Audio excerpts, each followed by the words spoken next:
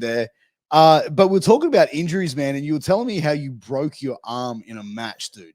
Like, you want to tell that? Like, let's just cover that again, bro, because this Yeah. story was like, holy fuck. Okay, cool. Yeah. So it is the first ever official Black Label show, which was called Lock, Stock, and Two Sweet Smoking Barrels, because we had Bad Luck Fale and Mr. Juicy Gina Gambino from Bullet Club in the main event of our show in the tag match. So before that, we had like a tryout for New Japan, basically, and it was a really taxing tryout. Like, almost everyone was doing it, and then we had to do a little like 5 minute match in front of like them as a panel. So we all got paired up, and I got paired up with Kai Drake. So we get in the ring, we're doing our match. It goes by very quickly because there's a lot of people to see, and so we had ref Nick, and Nick's like, "All right, go home." So we go to the final spot, which was pretty much an exchange: strike, strike, strike, strike. Someone gets a bun. He goes for a kick, I block it, and then I go for a strike. And so we get to that point. He goes for a kick. He's a very heavy kicker. So as soon as I block it, I feel this massive pain in my arm. I'm like, oh, crap. And I'm just like squeezing it. I'm like, something feels wrong. Anyway, we finish the match. I roll out of the ring. I'm kind of just moving my arm. And I'm just like, it feels okay here, but it feels weird when I do this. And so I was like, oh, I think it might be broken. Yeah. So like, and it was. So basically what happened is it was a clean break. So it's just a bone with a cut through the middle of it. So if that was my bone, every time I was twisting my arm, it was click, click, click. And that's why it hurt so much. So then I had this really nice guy named Luke take me to the hospital. And so I'm sitting there waiting. They do an x-ray and they're like, yeah, your arm's really broken. And they showed us the x-ray. And we're like, fuck.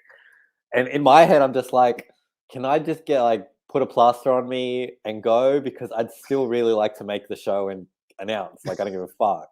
Like, it's not getting any more broken, and I'm not in that much pain. Like, I didn't even I didn't take any pain meds. Like, they offered me shit. Like, do you want to take this? I was like, no, I'm fine. Like, my arm's broken. It hurts a bit, but I'm not in agony. Like, I just if bandage it up and keep it here and don't move, I'll be fine for like 2 months. So then I was like, can I get back to the show, please? So they put me in a cast. They gave me a sling. I just walked to it was at Westmead. So I just walked back to the train station, get the train to Parramatta, and walk to Parramatta RSL. And by the time I get there, it's like, oh, show's over. I'm like, fuck. I was I was driving a manual. So I had to call my father. I was like, hey, or my brother. I was like, hey, can you guys come pick me up? Like, and bring my brother so he can drive the car because I just broke my arm. I can't drive. Oh, dude! Like when it happened, like when you first got kicked, did you get like pins and needles shooting through your fingers and stuff? No, it just hurt a lot. Like when we get hurt, we know okay, I'm hurt, but I'm okay. Yeah. This was a pain like bam, shit, something's wrong. Like something doesn't feel right. That kind of pain. I'm like, okay, protect my arm, finish the match, get out, and let's reassess. And that was it.